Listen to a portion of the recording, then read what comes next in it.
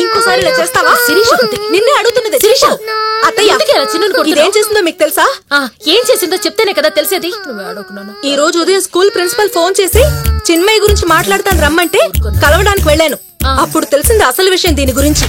మొత్తం మార్కులు కలిపి దీనికి 96 వస్తే ఒక్కొక్క మార్కుని 96గా దిద్ది మనల్ని ఫూల్స్ చేసింది అత్తయ్య. అయితే నా బంగారు తలను కొడతావా నువ్వు? దీన్ని హాస్టల్లో వేస్తే కానీ దీన్ని తిక్క కుదరదు. ఏంటా మాటలు? ఒక్కగానొక్క పాపని హాస్టల్లోనా? ఏం అవసరం లేదు, ట్యూషన్స్ అరేంజ్ చేద్దాం. ఈ విషయం మీ మావయ్య గారికి మాత్రం తెలియనీకు. ఊరుకోనన్నా, నీకు నెయిల్ పాలిష్ వేస్తానండు. ఓయ్, ఆ రోజు మార్కులు దిద్దుకోమని చెప్పినప్పుడు నాకు అర్థం కాలేదే. నువ్వు సూపర్ బుజ్జి.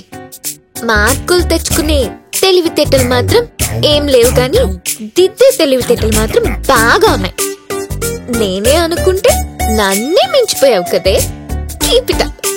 ఇప్పటిదాకా నన్ను బ్లాక్ మెయిల్ చేసావు కదా, ఇక నుంచి నీ సంగతి చెప్తానే పిల్లదేమా.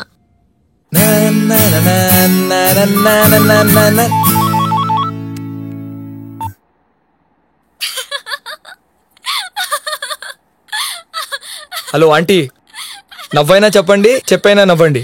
ఏ అంకుల్, చిన్న కామెడీ చేసిందిలే. అది సరే, ఒకసారి ఆన్లైన్ లోకి వస్తావా? ఎందుకు? జస్ట్ మాట్లాడుకుందాం. నో ఇప్పుడు వద్దు. వై?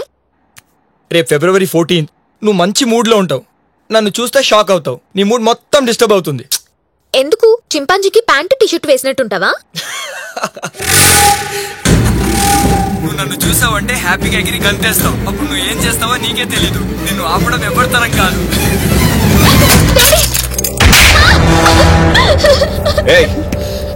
ఏం చేస్తున్నావు? గోడలకు రంగులేసుకుంటూ గోడలకు సున్నాలేసుకుంటూ కూర్చుంటావా? ఇంట్లో ఏం జరుగుతుందో పట్టించుకోవా? ఏమైందండి, ఎందుకలా అరుస్తున్నారు? వాడెవడో బాయ్ ఫ్రెండ్ తో ఫోన్ లో మాట్లాడుతుంది. వాడిని చూస్తే దీన్ని ఆపడం వాడి తరం కూడా కాదంట. ఎవడవాడు? Friend daddy. Will you please shut up? ఎవరే నీ ఫ్రెండ్స్? ఆ క్యాట్ వాకులు చేసుకునేవాడు, కాఫీ డేలో పబ్లిక్ ఐ లవ్ యూ చెప్పుకునేవాడు, ఫోన్ లో వల్గర్ గా మాట్లాడుకునేవాడు. కనీసం కామన్ సెన్స్ కూడా లేని వాళ్ళు దీని ఫ్రెండ్స్. దీని కాదు అనేది అంటారు.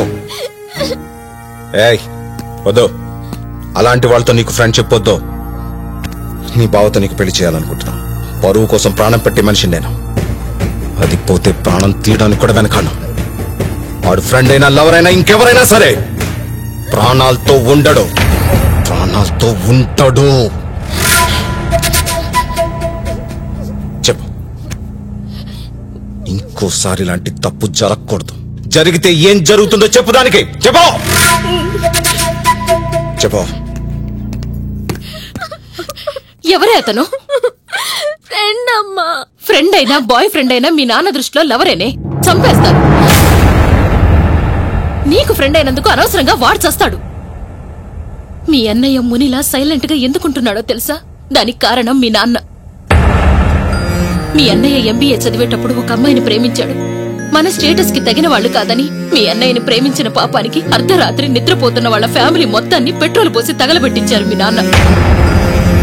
వీడు నవ్వడం చూసి 6 సంవత్సరాలవుతోంది. వీడు బ్రతికున్న జీవోత్సవం.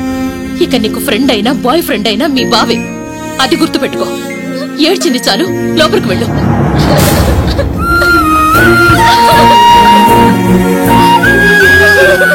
మీ అన్నయ్య మునిలా సైలెంట్ గా ఎందుకుంటున్నాడో తెలుసా? దానికి కారణం మీ నాన్న. పరువు కోసం ప్రాణం పెట్టే మనిషి నేను.